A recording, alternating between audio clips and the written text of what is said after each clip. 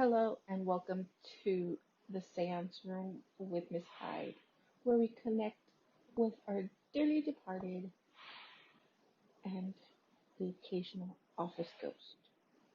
So, today I wanted to talk about my little experience at an old cemetery.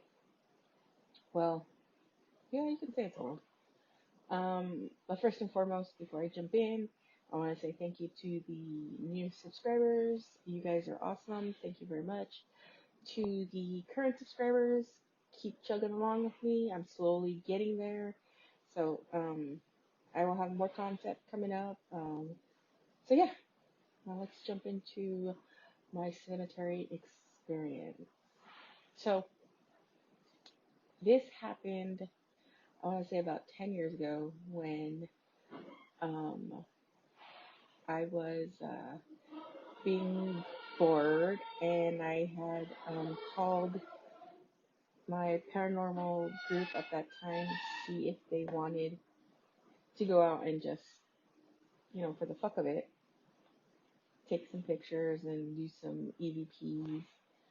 Um, we had explored the cemetery during the day, and you know, me and cemeteries are like one. I love a cemetery. I usually have lunch in a cemetery and I chit chat with the dead.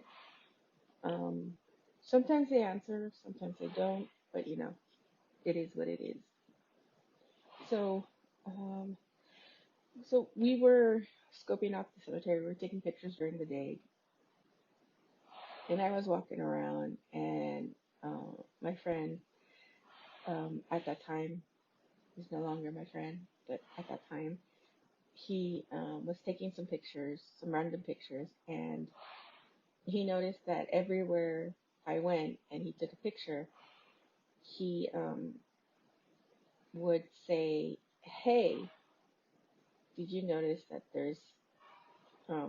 He would show me the picture and he would say, "Hey, did you notice that there's, this weird thing behind you?" And I'm like, "No, not really, but okay." And he'd be like, um, "What do you think it is?" And I'd be like, "I don't know, just I don't know. I don't know what it is. I'm not getting anything." And he's all like, "Oh, all right, cool." And I'd get that a lot where they would take a picture sometimes and there would be some type of streak running through the picture, or for some reason there would be like a little orb in the picture or something like that. And again, it doesn't bother me, it doesn't faze me. It's like whatever. So we had scoped the cemetery, and I was drawn to this mausoleum in this particular cemetery. And I was standing there, and I was kind of looking at it, and my friend comes over and he's all like, "What are you getting?" And I go, "Well, I'm not getting really anything. It's more like a feeling, like I can't breathe, like dry throat, scratchy. I feel like my windpipe is closing in." So he looked at me, he's all like, "You better walk away." And I go, "Well, duh, I'm walking away." So I walked away from the mausoleum, but I kept getting attracted to come back to it. So no matter how far I walked or which way I went, I was always attracted to that mausoleum. And one day, um, we had gone back, this time with the permission, of course, of the um, church, you want to say, because it is a church. Um, I'm not going to name the mission because, I don't want them to be like, "Hey." So yeah, I'm not naming the mission. Um, but we went back, and um, we were like, all right, we had the permission to go in there and do everything. So um, this church was damaged in a couple major quakes that we had, and they had rebuild a new one, but they kept the old one there, and occasionally they would have a mass in there and stuff like that. Now I went, of course, being me, I went and I stood by the door and I put my hand on the door. Now I'm not an empath. I don't communicate with my hands. I talk with my hands, but I don't pick up energy with my hands.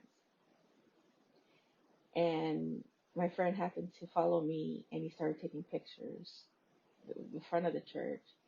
And as the moment I put my hand on the door, I pulled it back real quick.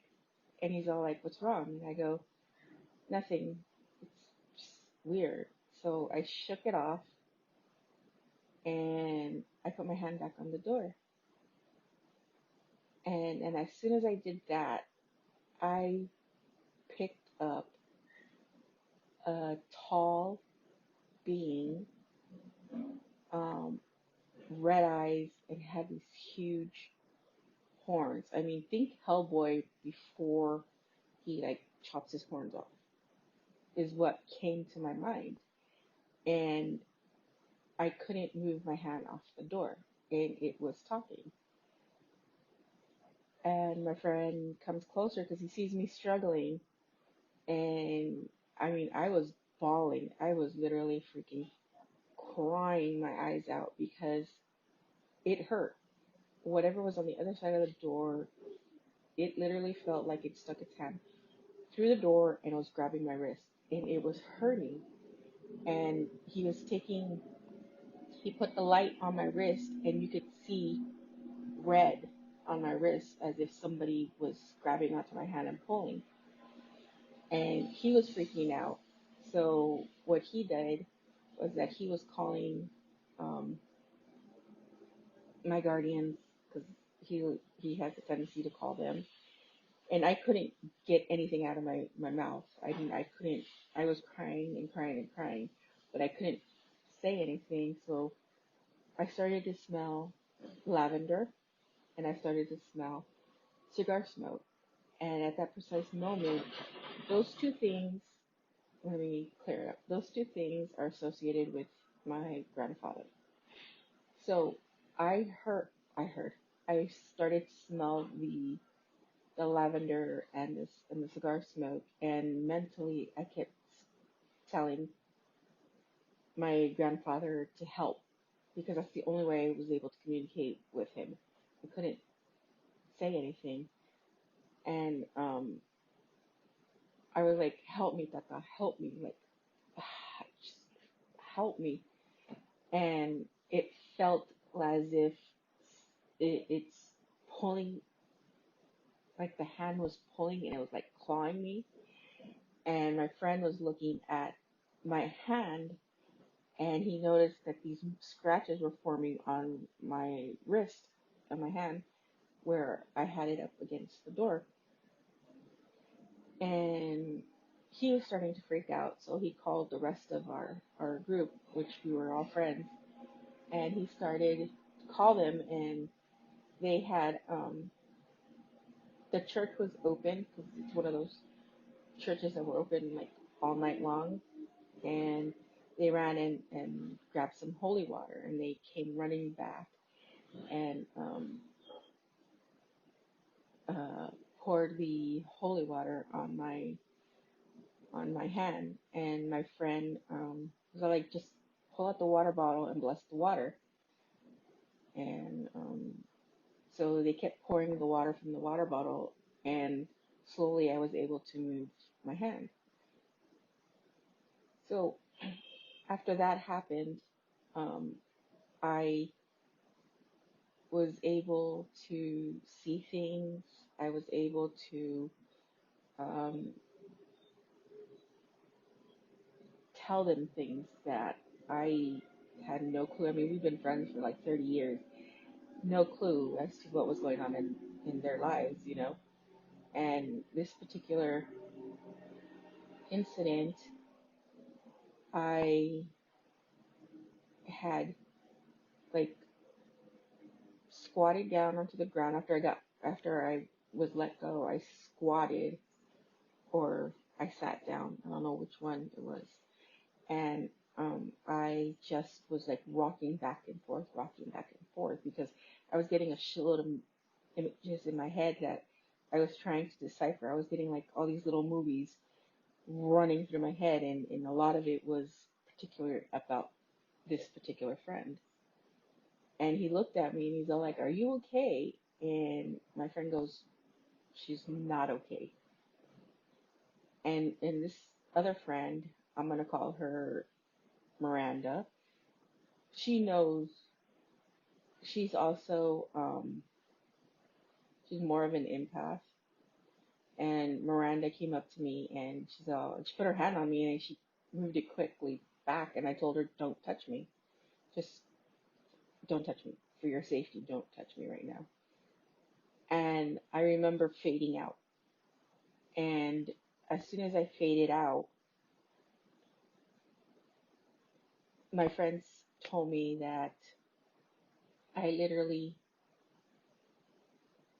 turned and faced this particular friend and told him that in 2 weeks' time, he was going to get into a serious car accident, that the three people in his car were going to pass away,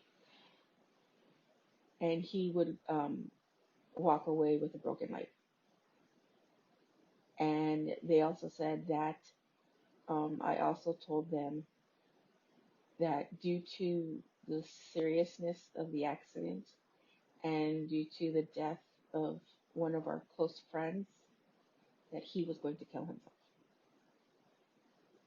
And as soon as I said that, they said it felt this really cold air just like go through me and it hit them. Now, I've never experienced anything like this. Like I said, I've been, I've lived in haunted locations. I have ghosts follow me. I have the office ghosts who like to torment me. I've been pushed, I've been bitten, and I've been scratched.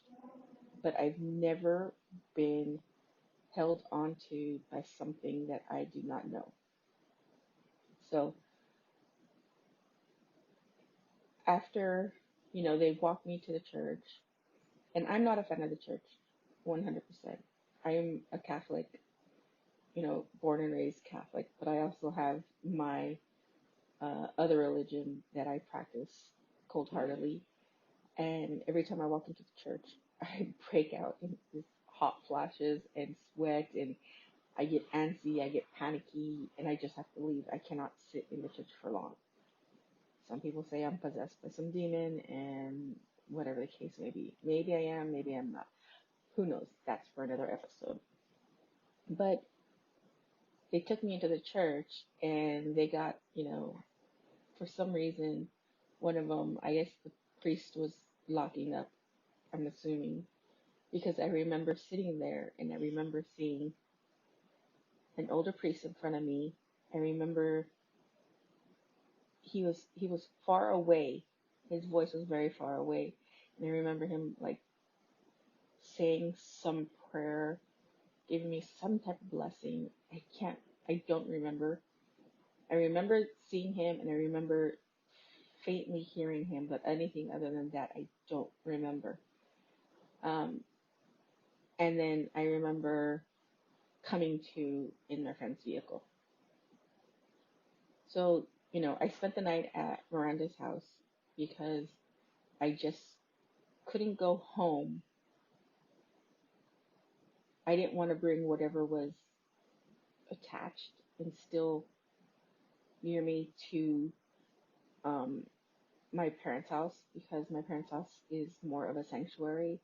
It has good energy, it has good ghosts, it has all this stuff, and I don't want to contaminate it with whatever attached itself, whatever touched me, whatever spoke to me from the inside of the church. Now, I forgot to mention that um, as I was getting touched by whatever was on the other side of the church, um, the doors would literally slam and pound.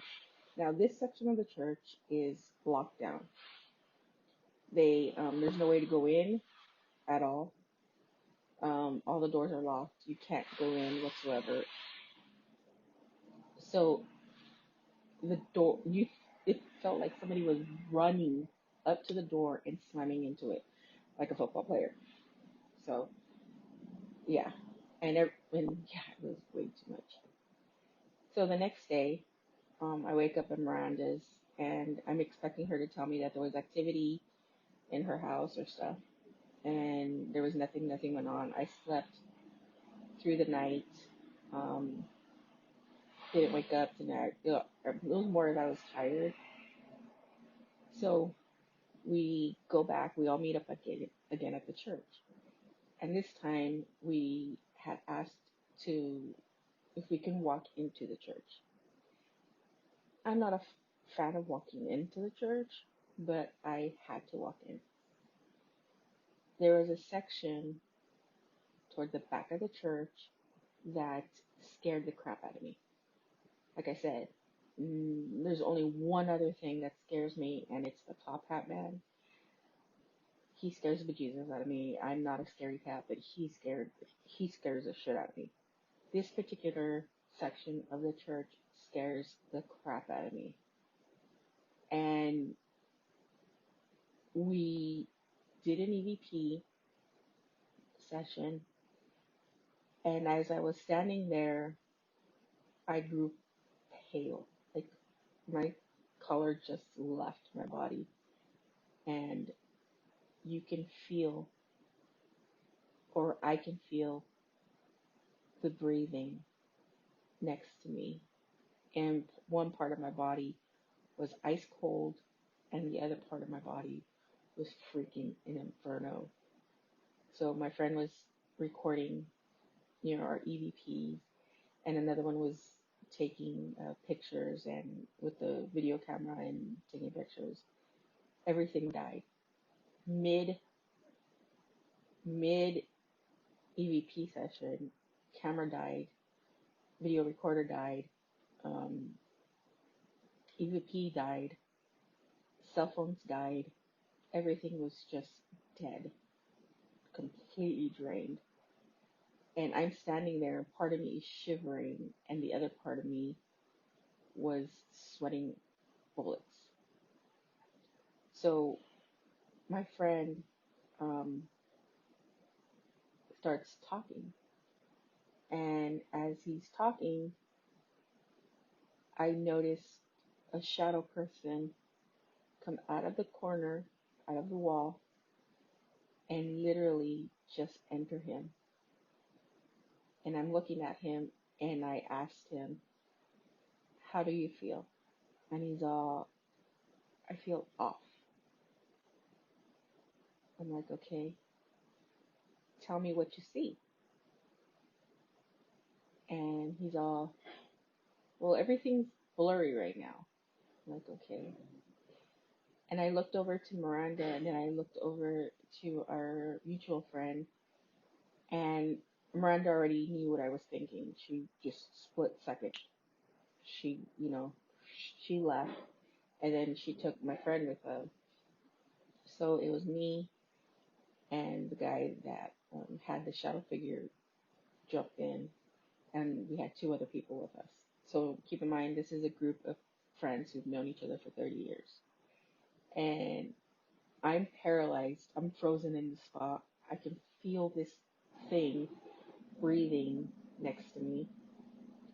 And I tell him, "What else is going on? What else are you feeling?" And he's all like, "I feel cold." I'm like, "Okay, just keep talking to me. Tell me what's going on. Tell me what you're seeing. Tell me what you're hearing. Tell me what's running through your mind." And he tells me, "If I tell you what's running through my mind, Denise, you're going to freak out." And I go, "It's not as bad as what I'm hearing right now. So tell me what it's telling you. I need to know." And he's telling me that it told him to kill me. That I am not a good person, that I am evil, and that he is a good person, and that he wants to protect him from me. And I looked at him, and at that precise moment, my friend shows up with a priest from the church and holy water. And the priest walked in, and only if I had taken and recorded his conversation. He has now passed away, and recorded his conversation and his experience. It would have been so awesome. But um, he said that as soon as he walked in, he noticed a tall figure with horns staring at him, standing next to me, which I already knew because it told me. But he said that standing next to my friend, who eventually killed himself, he noticed three shadows standing around him. And I was a bit in in in shock because I couldn't let go of what was next to me. So I tell Miranda, I go, do me a favor, I can't move. I need you to go to the car. Excuse for the background noise, I'm at work. I go, I need you to go to the car and get me my things. Like now. Now, Miranda is and will always be a collegiate sprinter. So bitch can run, and she can run fast. So she went and she got my stuff, and I told her, first ask permission. I go, before you get any of my stuff, ask permission, grab it, and then come. And she does. She always asks for permission. And she came running in, and I had opened my hand, and I told her put it in my hand. And she put my things in my hand, and I closed my eyes, and I was, talking to my ancestors. I was bringing the house down, basically. And as I was doing this, I was moving back and forth, back and forth. Um, and the priest continued to do his blessing. I don't want to call it an exorcism because it just didn't feel like an exorcism. And I could be wrong. Like, I've been wrong on many things, but this is more one of the things where I just wanted my friend to be blessed, and I needed it done ASAP. As far as for me, um, the priest had a very difficult time dealing with it, and I told him, I go, dude, don't worry about me. I got it. I got this. And my energy was more focused on trying to get those shadow people away from my friend and out of my friend. That, by the end of the ordeal, he was back to himself. Um, and I had called all my ancestors. I had called all my guardians. I had called all my spirit guides. I even brought down baby Jesus. And I was able to walk away with some issues and some things that are stuck with me. Let's just say it. Let's call it that. After this incident, my friend had his car accident. He was driving on the 57 freeway here in California, and this guy cut him off. He lost control of the car. His passengers, one died at the scene, and the other two died in the hospital. And he walked away with two broken legs.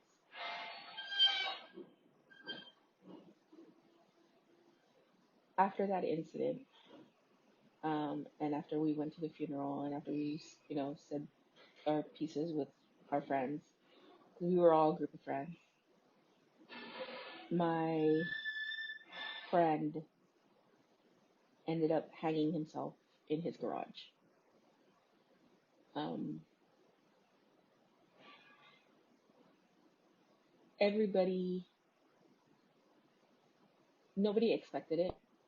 Um, we all remembered that, or they remembered, I should say, that it told them about the car accident, it told them about the death, but everybody kind of pushed the suicide off because everybody was concerned, to get him better, get him walking through therapy, trying to cheer him on.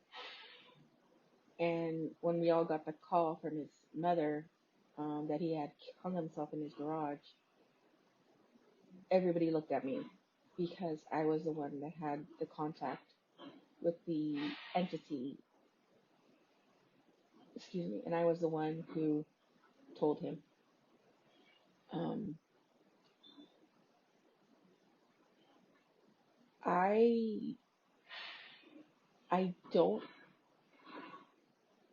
I don't keep that in me. I don't hold that as like I should have, it should have been me or anything like that. Because at that precise moment, at that time, it wasn't me talking. Maybe, if we didn't go and we weren't being, typical ghost hunters or stuff like that, maybe it wouldn't have happened. But it happened, and it happened to me, and it happened to my friend. So it's known for demonic entities or dark energy to attach itself to those of weak mind, those that are in a low part of their life. Um, and at that particular time, my friend was in a slump. Um, we both had the same mental illnesses. We both suffered from depression. We were both bipolar. We were both schizoaffective disorders. So we both had about the same thing going on. So it latched itself to both of us. And I don't want to say I was, and it's kind of difficult to try to figure out what's going on, what's not going on. Um, his passing has been hard, but that's just it. You go ghost hunting, you don't know what's going to attach itself to you. You don't know what is coming toward you, you know. And this is an experience I had. It had a sad ending, disgracefully, but it's I still dealt with the ghosties. Um, they don't bother me as much anymore. I prefer, if they have a message, to tell me a message, and if I'm busy and they show up, you know, I tell them to come back sometimes because I just can't handle a lot of things. I have enough chaos with my mental illness, and then to throw in mental images that I just cannot deal with um, is a bit tiring, to say the least. But that is my story. It's a little story, nothing major, nothing ooh. But I wanted to, share it because I want to bring more experiences of my personal encounters of the ghosts and stuff like that. Except this was not a ghost. This was some dark entity, and it was a shadow person that affected a good friend of mine. So with that being said, you all stay safe. If you're anywhere near the fires, stay safe. Evacuate. Make sure your fur babies and your horses and your cattle, if you have cattle, are safe and secure. Um, and don't forget to keep it ghosting. So, with this coronavirus epidemic that we have going on, you have many celebrities, you have actors coming in and joining the podcast community, and you want to jump into it. Well, if you haven't heard, there's a program that you can use called Anchor, now, which is the easiest way to create a podcast. It's free. Um, there's a whole bunch of creation tools that allow you to record, edit your podcast from your phone, your tablet, your laptop, your computer. Um, it'll even distribute them for you. So it'll be heard on Spotify, Apple Podcasts, and many other podcast platforms. You can make money with your podcast with no minimum listenership. Like I said, we have a lot of celebrities, we have a lot of actors, actresses joining the podcast community. So they'll be making money because of their followers. Well, you can do it too. You could have 2 followers and still be making money.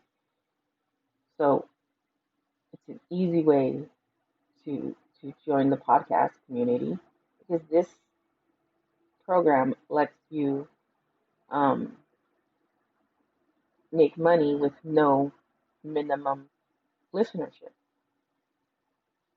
And it has everything you need from a podcast program all rolled into one. So if you want to join the community, don't forget to download the free Anchor app or go to anchor.fm and get started. Join us independent podcasters along with the celebrities and the actors and the actresses who are on the podcast community. So don't forget, download the free Anchor app or go to anchor.fm to get started.